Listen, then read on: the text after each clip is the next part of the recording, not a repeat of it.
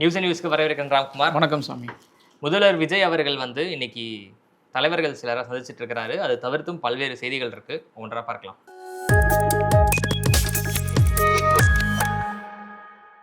நேற்று முதல்வராக பதவியேற்றார் ஜோசப் விஜய் அவர்கள். கூட 9 அமைச்சர்கள் பதவியேற்றுக்கிட்டாங்க. இன்று காலை எம்எல்ஏக்கள் ஒவ்வொருத்தரா சட்டப்பேரவையில் பதவியேற்றுக்கிட்டாங்க. இதுக்கிடையில தற்காலிக சபாநாயகராக நேற்று கருப்பையா அவர்கள் பதவியேற்றுக் கொண்டாரு. அவர் இன்னைக்கு பதவி பிரமாணம் செய்து வைத்தார் எம்எல்ஏக்களுக்கு. அதுக்கப்புறமா நிறைய விஷயங்கள் நடந்தது. ஃபர்ஸ்ட் நீங்க இந்த பதவியேற்புல என்ன கவனிச்சீங்க? பதவியேற்பு நிகழ்ச்சிக்கு நம்மளும் போயிருந்தோம். நேரு ஸ்டேடியத்தில் நடந்த அந்த நிகழ்ச்சி அப்படிங்கிறது முதல்ல அங்கே அந்த க்ரௌடு அதெல்லாம் அவங்களுக்கு ரொம்ப பூரிப்பாக இருந்தது. ஏன்னா இது வரைக்கும் இருந்த 2 திராவிட கட்சிகளை ஓரம் தள்ளிட்டு ஒரு புது கட்சி அதுவும் 2 வருஷத்துக்குள்ளே இவ்வளோ பெரிய இடத்த வந்திருக்கிறது அப்படிங்கிறத அந்த அரங்குக்குள்ளேயே நிறைய பேர் அதை ஃபீல் பண்ணாங்க. இன்னொன்று, விஜய் தரப்புலேருந்து சினிமா நண்பர்கள், அவங்க ஃபேமிலி, அவங்கெல்லாம் ஃபுல்லி ஆக்குபைடாக இருந்தாங்க அந்த அரங்கத்தில். சில அதிகாரிகளே உட்கார்றதுக்கு இடம் கிடைக்காம அங்கே இங்கேயும் அலைஞ்சிட்டு இருந்தாங்க. சேர்ஸ் கிடைக்கல, அந்த மாதிரி நிறைய இடத்துல இருந்தது. அட் த லாஸ்ட் அவர் பேசினது அது ரொம்ப ஹைலைட்டடாக கவனிக்கப்பட்டது. அவரோடு சேர்த்து 9 அமைச்சர்கள் பதவி ஏற்றுக்கிட்டாங்க. காங்கிரஸ் தரப்புலேருந்து யாரும் அந்த மாதிரி எதுவும் பதவி ஏற்கக்கூடிய நிகழ்ச்சி என்பது நடக்கலை. அநேகமாக வரக்கூடிய நாட்கள் பெரும்பான்மை நிரூபிச்சதுக்கப்புறம் பங்கு வகிக்கிறாங்கன்றனால. ஆமாம், பெரும்பான்மை நிரூபித்ததுக்கப்புறம் அந்த நிகழ்வுகள் நடக்கும் அப்படின்னு நினைக்கிறேன். அதனால் அடுத்த ஒரு வாரம் அந்த விஷயங்கள் நம்ம ஃபாலோ பண்ணுறதுக்கு இருக்கும். இந்த நிகழ்ச்சியில் அவர் இந்த ப்ரோட்டோகால்ஸ் அதெல்லாம் ஃபாலோ பண்ணிவிட்டு பின்னாடி அவர் அந்த மேடையை தன்னுடைய முதல்வரானதுக்கப்புறம் பேசுகிற முதல் மேடையாக அது இருந்தது. அந்த பேச்சில் நிறைய விஷயங்கள் கவனிக்க வேண்டியதாக நான் பட்டது. முதல்ல நீங்கள் என்ன கவனிச்சிங்கன்னு சொல்லுங்கள், அதுக்கப்புறம் சில விஷயங்கள் இருக்குது, அது நானும் பேசலாம்னு நினைக்கிறேன். அதை நிறைய விஷயங்கள் என்ன சொல்லியிருந்தாங்க அப்படின்னா, இதுக்கு முன்னாடி இந்த மாதிரிலாம் நடந்ததில்லை அப்படின்லாம் சொல்லியிருந்தாங்க. இந்த மாதிரிலாம் நடந்திருக்கு. இந்த மாதிரி பதவியேற்பு விழாவில் முதல் கையெழுத்து போட்டதெல்லாம் நடந்திருக்கு.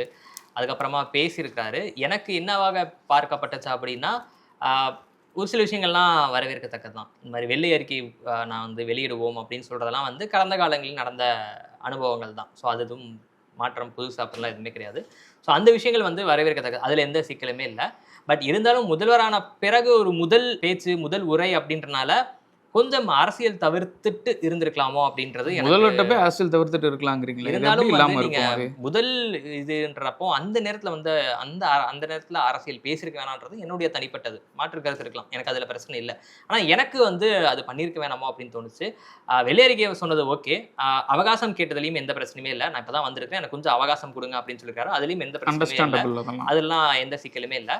துறை தெரிந்து போயிருக்கிறாங்கன்ற வார்த்தை மட்டும் பயன்படுத்திருக்க வேணாம் அப்படின்னு சொன்னது. அப்புறம் முகத்தை மறைச்சிட்டு போறதுக்குன்னு அவசியம் இல்லைன்றதும் ஒப்பீட்ட அளவில் அது இன்னமே கொஞ்சம் காட்டமான ஒரு விமர்சனமாக இருந்தது. ஸோ அந்த மாதிரி விமர்சனங்கள் அந்த இடத்துல தவிர்த்திருக்க வேண்டாம் அப்படின்ற. துறை தெரியுறதை விட முகத்தை கட்டிட்டு போகிறான் அப்படின்னா அது நீங்கள் யாரை குறிப்பிட்டு அந்த நேரத்தில் நீங்கள் அதுக்கான அவசியம் இல்லை. தேர்தலுக்கு முன்னாடி குறிப்பிட்டு பேசுகிறோம் அப்படின்னா அதுக்கு ஒரு தேவை இருக்குது அப்படின்றது. அதற்கப்புறமா நம்ம எல்லாருமே விமர்சனம் என்ன செஞ்சாங்க அப்படின்னா, 18 வயசுக்கு குறைவான இருக்கிறவர்களை தேர்தல் பிரச்சாரத்துக்கு பயன்படுத்தியிருக்கிறாங்க. அது எந்த அளவுக்கு சரின்னு தெரியல அப்படின்னா சொல்லிட்டு இருந்தாங்க.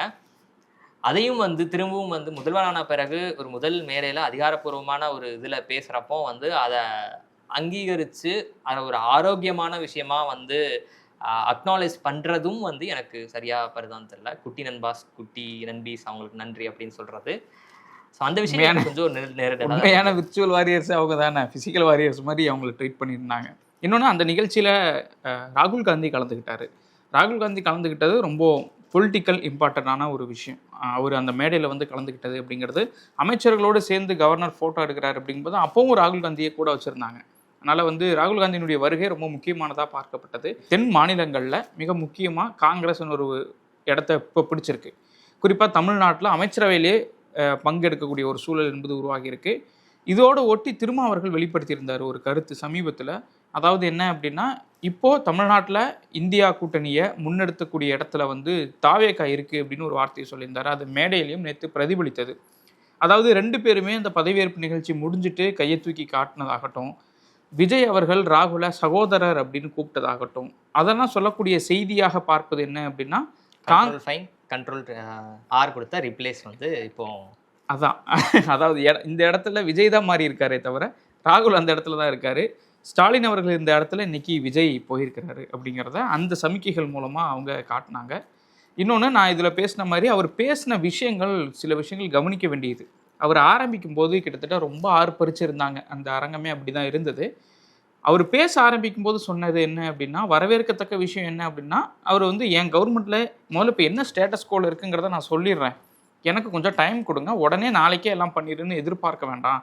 எனக்கு டைம் கொடுத்தீங்கன்னா எனக்கு உதவியாகவும் ஒத்துழைப்பாகவும் இருக்கும் அப்படின்னு ஒன்று சொன்னார். அதை தாண்டி அவர் பேசின விஷயங்கள் அப்படிங்கிறது கொஞ்சம் அது நீங்கள் சொன்ன மாதிரி சில விஷயங்கள் வந்து நுணுக்கமான விஷயங்களை உள்ளுக்குள்ளே சொல்லுச்சு. அதாவது என்னன்னா, இங்கே வந்து இனிமேல் ஒரே தலைமை தான். அங்கே ஒரு தலைமை, இங்கே ஒரு தலைமை, இங்கே ஒரு தலைமைலாம் இருக்காது. இந்த இடத்துல விஜய் மட்டும்தான் தலைமை அப்படின்னு ஒன்று சொன்னார். அதை கேட்கும்போது எனக்கு என்ன தோணுச்சு அப்படின்னா, அடுத்த ஜெயலலிதாவாக தன்னை மாற்றிக்கொள்ள முயற்சிக்கிறாரா விஜய் அப்படின்னு தோணுச்சு. ஏன்னா அவருடைய நகர்வுகள் எல்லாமே இப்போது புஷி ஆனந்த் அவர்கள் வந்து சைன் பண்ண போகும்போது சைன் பண்ணட்டுமா கேட்டுட்டு அவர் சைன் பண்ணார் அப்படின்னு இன்னைக்கு டிவிகே தரப்புல இருந்து அதெல்லாம் நல்லா ட்ரெண்ட் பண்ணி எவ்வளோ விசுவாசமாக இருக்காரு பாரு அப்படின்லாம் காட்டினாங்க இல்லையா. அதெல்லாம் பார்க்கும்போது அது விசுவாசமாக எடுத்துக்கிறதா எனக்கு படலை. ஏன்னா ஒரு மினிஸ்டரா பொறுப்பேற்கக்கூடியவர், அவருக்குன்னு சில வரம்புகள் என்பது இருக்கணும், அவருக்குன்னு சில பொறுப்புகள் என்பது இருக்கணும். எல்லாத்தையுமே முதல்வர்கிட்ட கண் அசைவு கேட்டு ஒர்க் பண்ணுற மாதிரியான ஒரு ஸ்டேட்டஸ் கோக்குள்ளே அப்படி இருக்க தேவையில்லை. ஏன்னா அது வந்து விசுவாசங்கிறத தாண்டி ஒரு அடிமைத்தனம் மாதிரி வெளியில் ப்ரொஜெக்ட் ஆகிறதுக்கான வாய்ப்பும் இருக்குது. அதனால் வந்து விஜய் தன்னை ஒரு மையமான ஒரு ஆளாக முன் வச்சு தான் அடுத்து அரசியல் காய் நகர்வுகளை நகர்த்தறக்கு இருக்காரு அப்படின்னு ஒன்று தோணுச்சு அதை பார்க்கும்போது. இன்னொன்று, இந்த திட்டங்களை செயல்படுத்துகிற விதங்கள் இருக்குல்ல. இப்போ வந்து அவர் சொல்லிட்டார் முதல்லையே, அரசாங்கம் கடனில் இருக்குது, உடனே எதையுமே கேட்காதீங்கன்னு சொன்னது மூலமாக நான் அறிவித்த திட்டங்களை உடனே நடைமுறை என்னால் படுத்த முடியாது. எப்படி வந்து மகளிர் உரிமை தொகை 2.5 வருஷத்துக்கு அப்புறம் வந்துச்சோ அதே மாதிரியான ஒரு சூழல் தான் இப்போவும் உருவாகியிருக்கு. அவர் சொன்னதனுடைய அடிநாதமாக நம்ம கவனிக்க வேண்டியது, திட்டங்கள் புதுசாக நீங்கள் அறிவித்த திட்டங்கள் வரப்போகிறதில்ல உடனே. ஓகே, ஆல்ரெடி இருக்கக்கூடிய திட்டங்களுடைய நிலைமை என்ன? இப்போ வந்து மகளிர் உரிமை தொகை என்பது கடந்த மே மாதம் வரைக்கும் அந்த 5000 ரூபா பணங்கள் அதோடு சேர்த்து கடந்த அரசு கொடுத்துட்டு போயிடுச்சு. What next? ஜூன் மாதம் வரும்போது இங்கே இருக்கக்கூடிய மகளிர்களுக்கு அந்த பணம் கிடைக்குமா கிடைக்காதா அப்படிங்கிற ஒரு கேள்வி இருக்குது. அதே மாதிரி காலை உணவு திட்டங்கள் எடுத்துக்கலாம். காலை உணவு திட்டங்கள் தொடருமா தொடராதா? இந்த மாதிரி பல திட்டங்கள் தொடர்பாக கேள்வி என்பது எழுந்திருக்கு. அரசு தரப்புலேருந்து அது தொடர்பாக இன்னும் இன்னும் விளக்கம் எதுவும் பெருசாக வரலை. என்ன செய்ய போகிறாங்க அப்படிங்கிறத கொஞ்சம் பொறுத்திருந்து பார்ப்போம். பட் வந்து அவர் ஒரு பொலிட்டிக்கல் ஸ்டேஜில் தன்னை எஸ்டாப்ளிஷ் பண்ண ட்ரை பண்ணியிருக்கிறாரு. பட் வரக்கூடிய நாட்களில் அவருடைய பொலிட்டிக்கல் ஆக்டிவிட்டியிலேருந்து தான் அவர் தன்னை எங்கே நிலைநிறுத்தியிருக்காரு அப்படிங்கிறது தெரிய வரும்னு நினைக்கிறேன். 2 விஷயங்கள் இதில் நீங்கள் சொன்னது எனக்கும் ஒரு சில பார்வைகள்லாம் இருக்குது. இதில் நான் வந்து இப்போ தான் வந்து முதல்ல பதவி ஏற்றிருக்கிறாங்க. ஸோ 2வது நாள் தான் இன்றைக்கி 2வது நாள்ன்றனால அவங்களுடைய செயல்பாட்டு அடிப்படையில் மட்டும் வச்சு பார்த்துக்கலாம். நானும் சொல்கிறேன் அப்படின்னு நானும் உடனே போட்டு அடிக்கலை. அவங்களுக்கு டைம் தேவைப்படும். அதுதான் நம்ம அண்டர்ஸ்டாண்ட் பண்ணிக்க வேண்டிய விஷயம் அதுதான். பட் வந்து ஏற்கனவே இருக்கக்கூடிய திட்டங்கள்ல உங்களுடைய நிலைப்பாடு என்னன்னு தெரிஞ்சுக்கிறதுக்கு ஆர்வத்தில் நான் அதை கேட்டேன். மற்றபடி நீங்க செஞ்சே ஆகணும்னு நான் அது சொல்ல வரல. திட்டங்கள் விஷயத்துக்கு சொல்லலை. முன்னாடி சொன்னோம் இல்லையா, இவருடைய செயல்பாடு வந்து அடுத்த ஒரு ஜெயலலிதாவாக இருக்கும்னா அது சார்ந்த பார்வைகள் எனக்கும் தனிப்பட்ட முறையில் இருக்குது. ஆனால் அது வெறும் இந்த 2 நாள் மட்டும் வச்சு ஜட்ஜ் பண்ணிட வேண்டாம் அப்படின்ற ஒரு இதுக்குள்ள தான் நான் சொன்னேன். திட்டங்கள் தொடர்பாக அடுத்தடுத்த அறிவிப்புகள் வர வேணா, அவங்க தொடர்ந்து இயங்கிக்கிட்டே இருக்கிறாங்க. பதவி ஏற்றிருக்கிறாங்க நேற்று, அதுக்கப்புறமா துணை சபாநாயகர், அதுக்கப்புறம் இன்றைக்கு வந்து எம்எல்ஏக்கள்லாம் பதவி ஏற்றிருக்கிறாங்கனால ஒரு அவகாசம் எடுத்துக்கிறாங்க. அதில் இன்னும் நம்ம 2 விஷயங்கள் பேச வேண்டியது, அதான் நம்ம நடந்து முடிஞ்ச செயல்களை வச்சு மட்டுமே பேசணும் அப்படின்னா 2 வந்து அந்த வந்தே மாதரம் பாடல் ஒழிக்கப்பட்டது வந்து ஒரு பெரிய சர்ச்சையானது.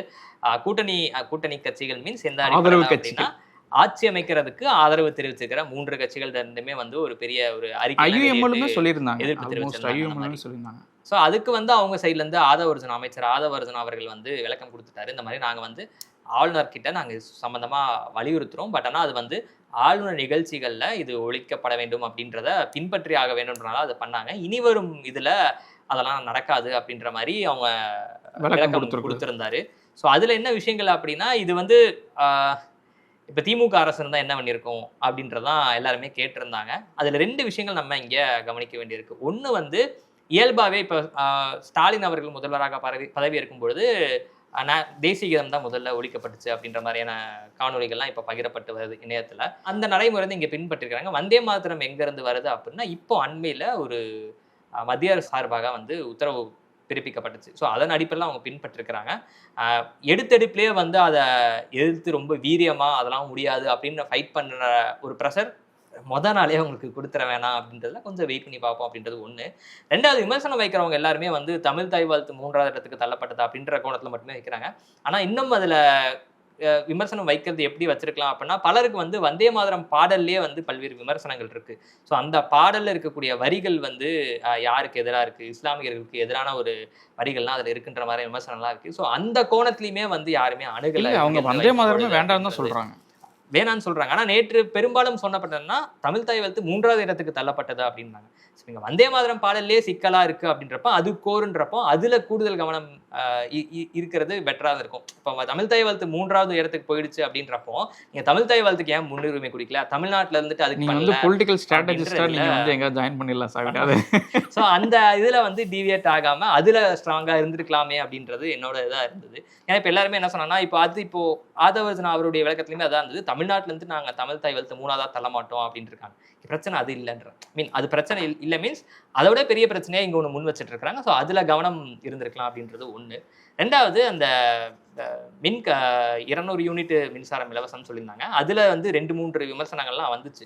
ஒண்ணு வந்து என்ன சொல்லியிருந்தாங்க அப்படின்னா, 200 மாதம் 200 யூனிட் இலவசம்ன்ற மாதிரி அறிவிப்பு வெளியிட்டு இருந்தாங்க. ஆனா இவங்க வந்து இப்போ வந்து 2 மாதங்களுக்கு 200 யூனிட் அப்படின்னு அறிவிச்சிருக்கிறாங்க அப்படின்னாங்க. அதுல இவங்க என்ன சொன்னாங்கன்னா, இவர் கொடுத்த வாக்குறுதி வேற, இப்ப அறிவிச்சிருக்கிறது வேற அப்படின்னாங்க.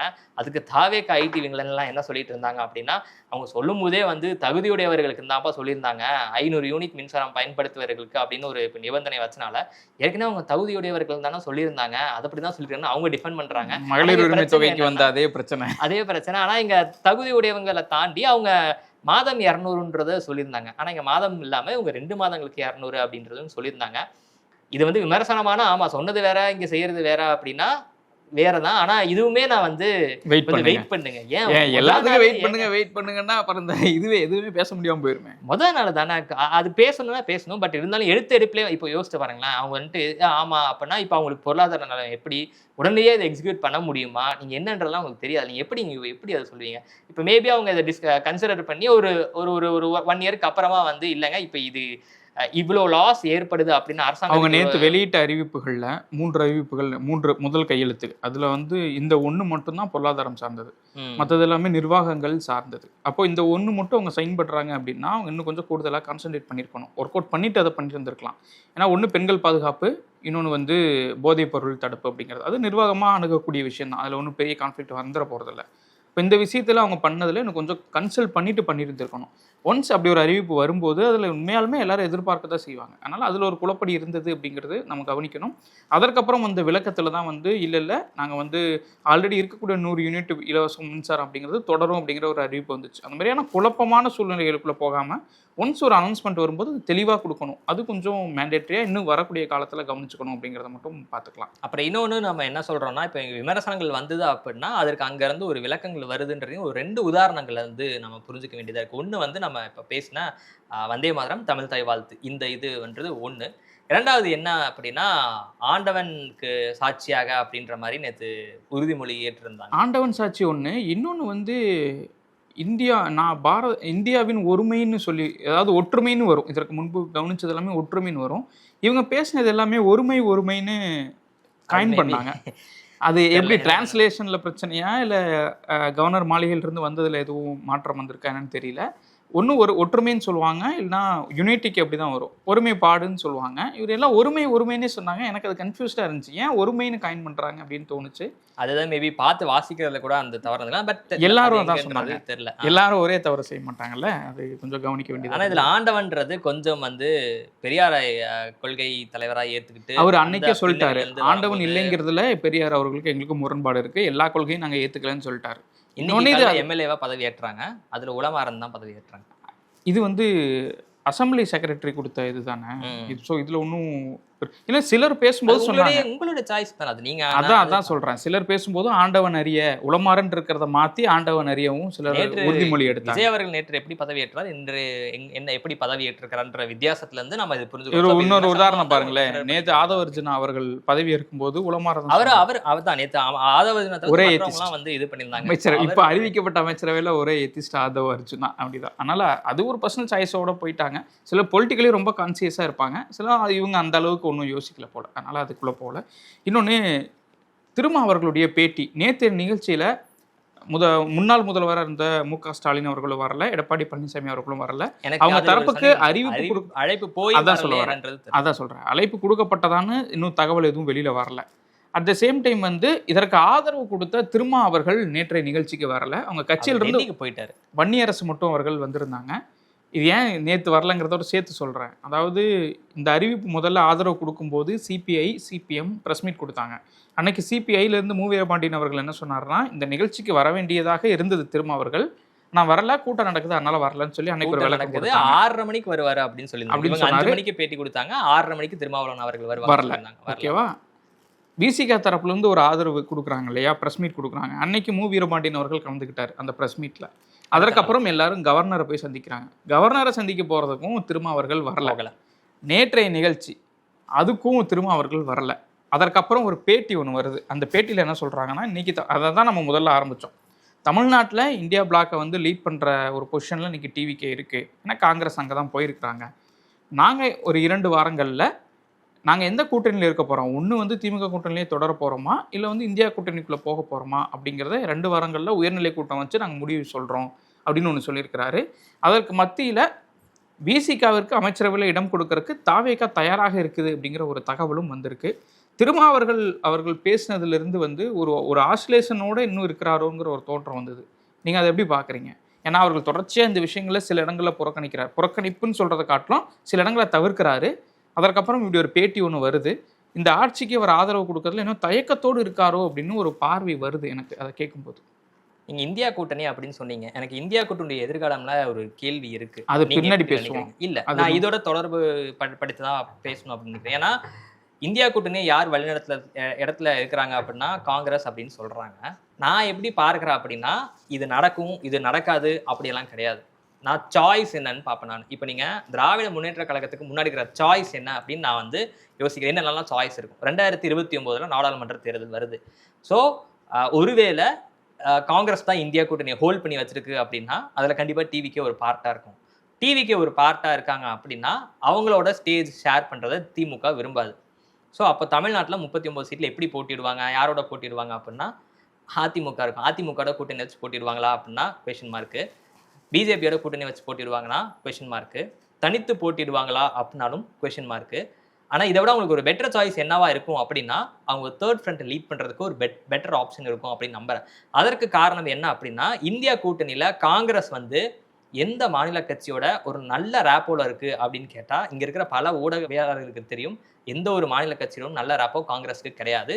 கம்பேரிங் டு இந்த பக்கம் ஸ்டாலின் வச்சிங்க அப்படின்னா எல்லா மாநில கட்சிகளோடும் வந்து மு.க. ஸ்டாலின் அவர்களுக்கு நல்ல ஒரு ரேப்போ இருக்குது. பீகாரில் என்ன நடந்ததுன்னு நம்ம பார்த்தோம். ஸோ தேஜஸ்வி யாதவுக்கு காங்கிரஸ் என்ன இழச்சுது பீகார் சட்டப்பேரவை தேர்தல் அப்படின்னு பார்த்தோம். தேஜஸ்வி யாதவ் கேரள சட்டப்பேரவை தேர்தலில் காங்கிரஸ் ஆதரித்து பிரச்சாரம் பண்ணலை, கம்யூனிஸ்டுகளை ஆதரித்து பிரச்சாரம் பண்ணுறார். தமிழ்நாட்டில் திமுக ஆதரித்து பிரச்சாரம் பண்ணுறார். மமதா பானர்ஜி அவர்களுக்கு வந்து காங்கிரஸுக்கும் சுத்தமாகவே ரேப்போ செட் ஆகாது. ஒருவேளை உங்களுக்கு ரேப்போ செட் ஆகிறதுக்கு ஒரு வாய்ப்பு இருக்குது அப்படின்னா எனக்கு தெரிஞ்சு அவங்க இப்போ மாநிலத்தில் அதிகாரத்தில் இல்லைன்றனால வேணால் மேபி ஒரு ரேப்போ இருக்கும். பட் ஸ்டில் இப்பவும் வந்து அவங்க கம்பேரிங் டு ஒரு காங்கிரஸா டிஎம்கேனா ஸ்டாலினை நம்புறதுக்கான வாய்ப்பு அதிகம் இருக்குது. காங்கிரஸுடைய செயல்பாடுகள் அடிப்படையில் தான் அவங்க தானே இப்போ ரீசெண்டாக பாஜகவோட அவருக்கு தொடர்பு இருக்குன்னு பேசினாங்க. யாரு? மம்தா பானர்ஜி. மம்தா பானர்ஜி எல்லாமே தான் பேசுவாங்க. நான் இந்த டாட்ஸ் கனெக்ட் பண்றதுக்கு சொல்றேன். நீங்க ஸ்டாலினா ராகுல் எல்லாத்துலயுமே எங்க பாக்குறேன்னா நீங்க ஸ்டாலினா ராகுலான்னு பாருங்க. அந்த ஆஸ்பெக்ட்ல பாக்குறேன். ஸ்டாலினா மோடியா ராகுலாங்கிறதுல இருந்து ராகுலா ஸ்டாலினா அப்படின்னு பாருங்க. ஸோ மாநில கட்சி யாரை பிக் பண்ணுங்க. ஸோ தேஜஸ்வி யாதவுக்கு இப்படி ஒரு அனுபவம் இருக்கு. மம்தா பானர்ஜிக்கு அரவிந்த் கெஜ்ரிவால் இருக்கு. அரவிந்த் கெஜ்ரிவால் ஆப்வியஸா எனக்கு தெரிஞ்சு இந்த பக்கம் வரதுக்கு தான் வாய்ப்பு இருக்கு. அதான் ஒவ்வொருத்தர வரேன். ஸோ மம்தா பானர்ஜிக்கு எங்க சிக்கல் வரும் அப்படின்னா, பிரதமர் வேட்பாளர் ராகுல் காந்தி நீங்க ஏத்துப்பீங்க அப்படின்னு ஒரு வார்த்தை சொன்னீங்கன்னா அங்க பிரச்சனை வரும். நான் உறுதியாவே நம்புறேன் நான். ஸோ அங்க ஒரு பிரச்சனை இருக்கு. அடுத்து எங்கன்னா அகிலேஷ் யாதவ் மிக முக்கியமான ஒரு தலைவர் இருக்காரு. நீங்க நாடாளுமன்ற தேர்தலை ஜெயிக்கணும் அப்படின்னா உத்தரப்பிரதேசத்தில் ஜெயிக்கணும். உத்தரப்பிரதேசம் 80 தொகுதி இருக்கு. உத்தரப்பிரதேசத்தில் என்ன நிலைப்பாடு இருக்கும் அப்படின்னா அதுக்கு முன்னாடி ஒரு சட்டப்பேரவை சொல்றதை நான் புரிஞ்சுக்கிறேன். ஒவ்வொரு லீடர்ஸோட அகிலேஷ் யாதவ் என்ன ட்வீட் போட்டாருன்ற இந்த நீங்க கவனிக்க சொல்றேன். கை கொடுப்போம் அப்படின்னு சொல்லி ஸ்டாலினுக்கும் மம்தாக்கும் போட்டோ போட்டிருந்தாரு. கரெக்ட். இப்போ இந்த மாதிரி அகிலேஷ் யாதவ், அதே மாதிரி தேஜஸ்வி அவர், மம்தா பானர்ஜி, அரவிந்த் கெஜ்ரிவால், ஈவன் வந்து கேரளாவில் பார்த்துக்கிட்டிங்கன்னா பினராயி அவர்களோடு நல்ல ரேம்போட கூட இருக்கிறாங்க. இது எல்லாமே என்னென்னா தார்மீகமான ஒரு ஆதரவு தான் கொடுக்க முடியும். நீங்கள் இப்போது காங்கிரஸ் வந்து எல்லா இடத்துலையும் தார்மீக ஆதரவு மட்டும் இல்லை, அவங்க வந்து அந்த இதில் பார்ட்டிசிபேட் பண்ண முடியும். ஆனா திமுகனால அப்படி எல்லா இடங்களையும் பார்ட்டிசிபேட் பண்ண முடியாது. அது ஒரு ஸ்டேட் பார்ட்டி. அதுதான் சொல்றேன். எக்ஸாக்ட்லி. நீங்க இப்ப அங்க பார்ட்டிசிபேட் பண்ண முடியும் அப்படின்றீங்களா? அதற்கான உதாரணம் தான் வந்து பீகார் சட்டப்பேரவை தேர்தல்ல காங்கிரஸ் என்ன பண்ணுச்சுன்னு யோசிப்பாங்க. தமிழ்நாடு சட்டப்பேரவை தேர்தல்ல காங்கிரஸ் என்ன பண்ணுச்சுன்ற யோசிப்பாங்க. நீங்க காங்கிரஸ் ஐசோலேட் நாடாளுமன்ற தேர்தலுக்கு முன்னாடி அகிலேஷ் யாதவுக்கு அங்க பெரிய ஒரு நான் சொல்றேன், காங்கிரஸ் ஐசோலேட் பண்ணிருங்க. திமுக தரப்புல இருந்து இப்போ ஆதரவு கொடுக்குறாங்க பீகார் தேர்தலுக்கு, மக்களவை தேர்தல் கொடுக்குறாங்கன்னு வச்சுக்கோங்க. அங்க தார்மீகமான ஆதரவு தானே தவிர நீங்க கண்டெஸ்ட் பண்ற இடத்துல உங்களால சப்போர்ட் பண்ண முடியாது. இப்போ நீங்க வந்து ஒண்ணு வந்து கேடர் பவர் இருக்கணும். நீங்க மாநில இதுன்னு பாக்குறீங்க. நான் எங்க பாக்குறேன்னா ஒட்டுமொத்தமா ஒரு ஃபேஸா இல்லாம இன்னொரு அலைன்ஸ் தேர்ட் ஃப்ரண்ட் 2019 நாடாளுமன்ற தேர்தல் தான். அப்போ வந்து சந்திரசேகர் ராவ் வந்து இதை முன்னெடுத்தார். ஆனா அப்போ வந்து அவருக்கு பெரிய ஆதரவு இல்லை. ஆனா ஸ்டாலின் அவர்கள் எடுத்தா இது நடக்கும், இதுதான் பெஸ்ட் சாய்ஸ் அப்படிலாம் நான் சொல்லலை. இவங்க தமிழ்நாட்டில் இப்படி ஒரு சூழல் இருக்கும்போது இப்படி ஒரு வாய்ப்பு அவங்களுக்கு இருக்குன்னா அதை ஏன் எடுக்க மாட்டாங்க அப்படின்னு கேள்வி கேட்குறேன் நான். அப்படி எடுக்கிறதுக்கான வாய்ப்பு கைகூடுறதுக்கு ஒப்பீட்டு அளவு நான் அதிக வாய்ப்பு இருக்குன்றப்போ அதை ஏன் கன்சிடர் பண்ண மாட்டாங்கிற ஆஸ்பெக்ட்ல நான் யோசிக்கிறேன். ஓகே, அது இன்னும் கூட நிறைய டிஸ்கஸ் பண்ண வேண்டிய விஷயங்கள் இந்தியா அலையன்ஸ்ல காங்கிரஸே இப்ப இருக்குமான்னு எதுக்கு அதை சொல்றேன்னா, நீங்க இந்தியா அலையன்ஸ்ல காங்கிரஸ் இருக்குதுன்னா காங்கிரஸ் பக்கம் போறோம் அப்படின்னு திருமாவளவன் சொல்றாரு. உதாரணத்துக்கு தான் சொல்றேன் நான். இப்ப இந்தியா அலையன்ஸ்லயே காங்கிரஸ் இல்லாத மற்ற கட்சிகள் இருக்குன்னா, இப்ப நீங்க இப்ப வச்சுக்கோங்களேன், மதச்சார்பற்ற முற்போக்கு கூட்டணின்னு பேசுனாங்க. ஆனா அந்த அலைன்ஸ்ல இப்போ திமுக ரிப்ளேஸ்மெண்ட் டிவிக்கு இருக்கிற மாதிரி இருக்கு. எல்லாரும் வந்து ஆட்சி அமைக்கிறதுக்கு தான் ஆதரவு கொடுத்தாலுமே கூட ஒரு சின்னதா ஒரு பிக்சர் பாருங்களேன். ஸோ அந்த அந்த விஷயம் வந்து அப்படியே நீங்க காங்கிரஸ் எடுத்துட்டு இதை வச்சு பாருங்க அப்படின்ற நான். இந்தியா அலைன்ஸ்ல காங்கிரஸ் இல்லாத ஒரு அலைன்ஸ் பார்ட்டிஸா திமுக நகர்த்ததுக்கு வாய்ப்பு இருக்கு அப்படிங்கிறாங்க.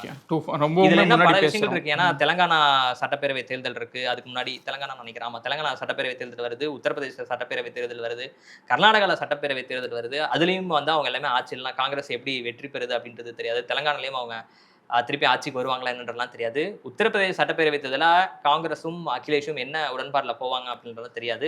ஒருவேளை அந்த உடன்பாடுல ஏதாவது சேர்ந்தே, உதாரணத்துக்கு அகிலேஷும் காங்கிரஸும் சேர்ந்தே போட்டிடுறாங்கன்னு வச்சுக்காங்களேன், அதுல ஏதாவது பீகார்ல நடந்த மாதிரியோ தமிழ்நாட்டில் நடந்த மாதிரி காங்கிரஸ்னா வேலையை பார்த்துச்சு அப்படின்னா ஸோ என்ன வேணாலும் நடக்கலாம். ஸோ இந்தியா அலையன்ஸ் காங்கிரஸ் பக்கம் தான் இருக்குன்றத இன்னைக்கு தேதியில உறுதியா சொல்ல முடியாதுன்றதுக்கு தான் நான் இவ்வளோ ஃபேக்டர்ஸாக நான் சொல்ல வரேன். ஓகே, அதை இன்னும் ரொம்ப முன்னாடி நம்ம அதை பேசுகிறோம், கொஞ்சம் விரிவாக அதை பேசலாம்.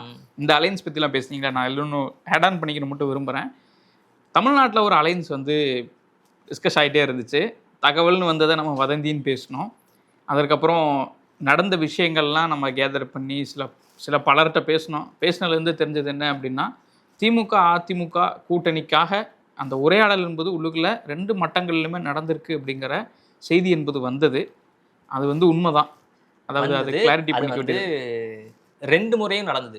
ஒரு முறை வேறொரு தளங்கள்லையும் இருந்து திமுக கூட்டணி அப்படின்ற மாதிரியான உரையாடல் நடந்தது. இன்னொரு பக்கம் மையத்துல வேற ஒரு விஷயத்த வச்சு திமுக அதிமுக கூட்டணி அப்படின்றது. ஆனா அது ரெண்டுமே வந்து மெட்டீரியலைஸ் ஆகல. அது அந்த இதுல நான் தான் சொன்னேன் பேசும்போது, அது வதந்தி தான், இது ஒன்றும் அவ்வளோ சீரியஸாக எடுத்துக்க தேவையில்லைன்னு சொன்னோம். அதற்கப்புறம் திரும்பவும் அதை விஷயங்களை பேசணும். அதற்கப்புறமும் ஒரு டாக் கிரியேட் ஆகி அது டிஸ்கஷன் நடந்திருக்குது. நீங்கள் சொன்ன மாதிரி அது மெட்டீரியலைஸ் ஆகலை. அதனால் அப்படி ஒரு அந்த காயின் பக்கம் நகர்ந்தனால தான் இடதுசாரிகளும் விசிகாவும் இன்னொரு பக்கம் நகரக்கூடிய இடம் அப்படிங்கிறதும் வந்திருந்தது. அப்படி திமுகவும் அதிமுகவும் கூட்டணிக்காக 2 தரப்புலையும் பேசியிருக்காங்கங்கிற விஷயத்தை பதிவு பண்ணிவிட்டு அதிமுக பக்கம் போனோம் அப்படின்னா, இன்றைக்கி 17 எம்எல்ஏஸ் வந்து கடிதம் கொடுத்துருக்குறாங்க சட்டப்பேரவையில். என்ன சொல்லியிருக்கிறாங்க அப்படின்னா, அதிமுகவினுடைய சட்டப்பேரவை தலைவராக வந்து எடப்பாடி பழனிசாமி அவர்கள் தொடரணும் அப்படின்னு கேட்டிருக்காங்க. அவங்க ஜெயிச்சது 17 கிடையாது, 47. மீதி 30 பேர் வந்து என்ன ஆனாங்க அப்படிங்கிறதான் இன்னைக்கு கேள்வி. எல்லாம் 2 நாளாக வந்து தகவல் போயிட்டே இருந்தது. அதிமுக உடைகிறதா, அதிமுகவில் மீண்டும் ஒரு ஸ்பிளிட்டா என்ன அப்படிலாம் போயிட்டே இருந்தது. அந்த தகவல்லாம் எங்கே இருக்கும் அப்படின்னா, எடப்பாடி பழனிசாமி ஒரு பக்கம் இருப்பார், இந்த பக்கம் சிவி சண்முகம், எஸ்பி வேலுமணி, விஜயபாஸ்கர் இவங்கெல்லாம் வந்து ஒரு பக்கம் ஆலோசனை நடத்திக்கிட்டே இருப்பாங்க. சட்டப்பேரவைக்கு வரும்போதே வந்து 2 பிரிவுலாம் பிரிஞ்சுலாம் வந்தாங்க. ஸோ இது எல்லாத்தையும் உறுதிப்படுத்தும் வகையில் வந்து எடப்பாடி தரப்பு எம்எல்ஏக்கள் வந்து சட்டப்பேரவை கட்சி தலைவரை சேர்த்துக்கங்க அப்படின்னு ஒரு கடிதம் கொடுத்தது மூலமா உறுதியாயிருச்சு. எத்தனை எம்எல்ஏக்கள் யார் பக்கம் இல்லாம இருக்காங்க அப்படின்ற ஒரு தகவல் இல்லாமல் இருந்தப்போ இந்த நம்பர்ஸ் அவங்க கொடுத்துருக்காங்க. எடப்பாடி பக்கம் 17 பேர் இருக்காங்க, மீதி 30 பேர் வந்து அங்க எஸ்பி வேலுமணி இவங்க தரப்புல இருக்கிறாங்கன்றது. ஒருவேளை வந்து இந்த கட்சித்தவல் தடை சட்டம் வந்து பொருந்தக்கூடாது அப்படின்னா அதற்கு வந்து எண்ணிக்கை அடிப்படையில் 32 33 எம்எல்ஏக்கள் வேணும். இப்போ அந்த தரப்புல வந்து 30 எம்எல்ஏக்கள் இருக்கிறாங்க. ஸோ ஸோ இது என்னவா நடக்க போகுது, எடப்பாடி பழனிசாமி பொதுச் செயலராக தொடருவாரா, இல்லை அதிமுக ஸ்பிளிட் ஆக போதா அப்படின்றது தெரியல. ஏன்னா நிறைய தகவல் வந்து ஒரு சில தகவல் என்ன சொன்னாங்கன்னா, எடப்பாடி பழனிசாமி அவர்களே வந்து பொதுச் செயலாளர் பதவியில் வந்து இறங்குறதா அப்படின்ற மாதிரிலாம் சோர்சஸ்லாம் சொன்னாங்க. பட் அவர் இறங்குவாரா, இல்லை அந்த பிரச்சனையை வந்து திரும்பவும் வந்து முன்னாடி எப்படி ஓபிஎஸ் சிபிஎஸ் பஞ்சாயத்துலாம் போச்சோ அந்த மாதிரி ஒரு பஞ்சாயத்தாக வரப்போதா அப்படின்றது தெரியல. ஆனால் இதுக்கப்புறமும் வந்து ஒரு அதிமுக ரெண்டா ஸ்பிளிட் ஆகுது அப்படின்னா அதனுடைய எதிர்காலம் வந்து மிக மிக மிக ஒரு மோசமான ஒரு கேள்விக்குறியில இருக்கு அப்படின்றதான். எதிர்காலமே இருக்காதுங்கிறதா உண்மை. எல்லாரும் இப்ப கட்சி வழிநடத்துறோம் அப்படின்னா எல்லா கட்சியிலும் வந்து ஒரு சில ஃபேஸஸ் இருக்கு. நீங்க நாம் தமிழர் ஓகே வெற்றி பெறவே இல்லை, வெறும் 4% தான் 8ல இருந்தா அப்படின்னாலும் சீமான்ற ஒரு ஃபேஸ் இருக்கு, தாவேகாக்கு விஜய் அப்படின்ற ஒரு ஃபேஸ் இருக்கு, திமுகக்கு உதயநிதி ஸ்டாலின்ற ஒரு ஃபேஸ் இருக்கு, அதிமுகக்கு அப்படி ஒரு ஃபேஸே இல்லாமல் போயிடும். அதுவும் குறிப்பாக வந்து இப்போ இருக்கிறத வந்து யங்ஸ்டர்ஸ் ரொம்ப மிக முக்கியமான ஒரு தாக்கத்தை ஏற்படுத்தியிருக்காங்கன்றப்ப யங்ஸ்டர்ஸை கவரக்கூடிய வகையில் ஒரு அடுத்த தலைமுறை தலைவர்கள் யாராக இருக்கணும். அதிமுக அதுக்கான சமிக்கையே இல்லை. அடுத்த தலைமுறை தலைவர்னா யார் வருவாங்கன்னே தெரியல. இப்போ நீங்கள் ஸ்பிளிட் ஆகி போனாலுமே அடுத்த முறை யார் தலைவராக வருவாருங்க அப்படிதான் ஓடிக்கிட்டு இருக்கு. ஸோ அதான் அது போகும்போது திரும்பவும் எஸ்பி வேலுமணி இதே மாதிரி இருக்காங்க அப்படின்னா நீங்கள் இளைஞர்கிட்ட போய் எப்படி கட்சியை கொண்டு போய் சேர்ப்பீங்க அப்படின்ற ஒரு பெரிய கேள்விக்குறி இருக்கிறனால அதிமுகவுடைய எதிர்காலம் மிக முக்கியமானது. ஒரு மிகப்பெரிய திராவிட கட்சி வந்து இப்போ இது உடஞ்சதுன்னு வச்சுக்கோங்களேன். நீங்கள் சொன்ன மாதிரி அதிமுக உடையுதுன்னு வச்சுக்கோங்க. விஜய் அவர்கள் பதவி ஏற்றுட்டாரு. அதுக்கப்புறம் வரும்போது செய்திகள்லேயே பொதுவாக மக்கள்கிட்ட பேசும்போதே என்ன ஃபீல் பண்ணுறாங்கன்னா, அதிமுக இனி அவ்வளோதாங்கங்கிற ஒரு இடத்த நோக்கி மக்களே நகர்ந்துட்டாங்க. இன்றைக்கி வந்து நம்ம பேசிகிட்டு இருக்கக்கூடிய சூழ்நிலையில் விஜய் அவர்களும், அதாவது முதல்வர் அவர்களும் முன்னாள் முதல்வரும் சந்திப்பு நடந்திருக்கு. விஜய் அவர்கள் அவருடைய இல்லத்தில் போய் பார்த்துருக்கிறாரு. ஒரு மரியாதை நிமித்தமான சந்திப்பு, வரவேற்கத்தக்க ஒரு நகர்வு. இது என்ன ப்ரொஜெக்ட் பண்ணுது அப்படின்னா, விஜய் அவர்கள் தேர்தல் பிரச்சாரத்தில் சொன்ன மாதிரி இங்கே போட்டி அப்படிங்கிறதே ஒன்று திமுக இன்னொன்று தாவேகா தான் அப்படின்னு சொன்னார் இல்லையா. இது ஆல்மோஸ்ட் கிரவுண்டில் எஸ்டாப்ளிஷ் ஆயிடுச்சு. அதிமுக இன்னொரு பிளவை நோக்கி போகுது அப்படின்னா இது ரொம்ப உறுதியாக இன்னும் இந்த ஃபைட் அப்படிங்கிறது கெட்டிப்படும். அதிமுக காணாமல் போகிறதுக்கான வாய்ப்பு இருக்குது. இதில் ஒரு தரப்பு அமைதியாக இருக்கிற மாதிரி தெரியுது, இல்லை பின்னாடி ஏதாவது வேலை பார்க்குறாங்களா என்னன்றது தெரியல. பாஜக அவங்க என்ன பண்ண போகிறாங்க அப்படின்றதும் தெரியல. ஆமாம், ரொம்ப சைலண்டாக இருக்கிறாங்க இது வரைக்கும். அண்ணாமலை அவர்கள் வேற ஏதோ வெளிநாட்டுலாம் போய் அமைதியாக இருக்காராம். ஒரு பக்கம் ஸ்டாம் இருக்கட்டும், நான் இங்கே ஒரு நல்ல ப்ரீஸில் காற்று அனுபவிச்சுட்டு இருக்கேன் அப்புறம் மாதிரிலாம் போட்டிருந்தாரு. ஸ்டாம் ஏதாவது குறிப்பிட்டார் அப்படின்றது எனக்கு இந்த இடத்துல தெரியல. அது ஏதாவது கோட் வந்து பேசுவாரமா அப்படின்றது அவர் வந்து பேசினாருன்னா அது ஒரு நீங்கள் இன்னொன்று இப்போ சொல்கிறப்போ இது சொல்லியிருந்தீங்க இல்லையா, விஜய் அவர்களும் அதாவது முதல்வர் விஜய் அவர்களும் முன்னாள் முதல்வர் ஸ்டாலின் அவர்களும் சந்திச்சிருந்தாங்க அப்படின்ட்டு. அதில் ஒரே ஒரு சின்ன விஷயம் மட்டும் அதுதான். அதில் என்னன்னா இன்னைக்கு காலையில் வந்து விஜய் அவர்கள் பதவி ஏற்கிறார், எம்எல்ஏவா பதவி ஏற்கிறாரு. அந்த பக்கம் எதிர்கட்சி தலைவராக உதயநிதி ஸ்டாலின் இருக்காங்க. அது அதில் நிறைய வந்துச்சு, நேர் எதிர்க்கு உட்காந்துக்கிட்டு இருக்காங்க 2 பேரும். ஸோ அடுத்த தலைமுறைக்கான அரசியல் வந்து தொடங்கியிருக்கு, அடுத்த ஒரு யுகம் வந்துருச்சு அப்போ என்னமோ சொல்லிட்டே இருந்தாங்க. அதில் ஒரு சில பேர் வந்து அந்த விஜய் அவர்கள் பதவி இருக்கிறப்போ உதயநிதி ஸ்டாலின் வந்து இந்த பக்கம் எங்கேயோ திருப்பி ஏதோ வேடிக்கைலாம் பாட்டு ஏதோ எக்ஸ்பிரஷன் கொடுத்துட்டு இருப்பாராம். ஸோ அதெல்லாம் வந்து கலாய்ச்சி போட்டிருந்தாங்க. இந்த மாதிரி பார்த்தீங்களா நடிகை அதுன்னு நீங்கள் இப்போ அவரை அவங்க ஃபேஸ் பண்ணவே முடியல, பார்க்கவே முடியல, அதெல்லாம் கலாய்ச்சிட்டே இருந்தாங்க. கட் பண்ணா மதியம் 2:30 மணிக்கு வாங்க வாங்க அப்படின்னு சொல்லி கட்டி பிடிச்சி வரைக்கும் போய் கட்டி பிடிச்சி கொண்டு வந்து. இப்போ அவங்க நேரமே தான் பார்த்தா எனக்கு நான் காலையில இருந்து கலாய்ச்சிட்டு இருந்தாங்க, உதயநிதி ஸ்டாலினால விஜய் ஃபேஸ் பண்ண முடியல அதெல்லாம் சொல்லிட்டே இருந்தாங்க. அந்த மனுஷன் ஜாலியாக கையை கட்டி பிடிச்சி கையை கொடுத்து நீங்கள் வாங்க அப்படிலாம் கூட்டின்னு போயிருக்கிறாரு. ஸோ இந்த விஷயம் வந்து அவங்களுக்கு இப்படி சும்மா இது ஒரு மெசேஜ் தான் வச்சுக்கோங்க. அந்த அரசியல் நம்ம கொண்டு போக வேணாம் அப்படின்னு சொல்றதுக்காக சொல்கிறாங்க. இவங்க அவங்க ஃபேஸ் பண்ணிக்க மாட்டாங்க, அந்த பிம்ப அரசியல் திருப்பியும் கட்டமைக்க வேணாம். இது ஒரு ஆரோக்கியமான விஷயமே நம்ம பார்க்கலாம். நல்லா இருந்தது, பார்க்கறதுக்கும் நல்லா இருந்தது. திமுக தலைவர் ஸ்டாலின் அவர்களுமே வந்து உள்ள கூட்டிட்டு போகும்போது கையை பிடிச்சி கூட்டிட்டு போனார், போய் உட்கார வரைக்கும் கையை பிடிச்சி தான் கூட்டிட்டு போனார். ஸோ ஆரோக்கியமான ஒரு விஷயமா இருக்கு. ஸோ மற்ற விஷயங்கள்ல இவருக்கு அவர் எதிரி அவருக்கு இவர் எதிரி அப்படின்ற மாதிரி விஷயங்கள்ல சோசியல் மீடியால கட்சியின் ஆதரவாளர்கள் அதை பரப்ப வேணாம் அப்படின்றதுக்காக இந்த காட்சியோட முடிச்சுக்கலாம் அப்படின்னு நினைக்கிறேன். நன்றி. நன்றி.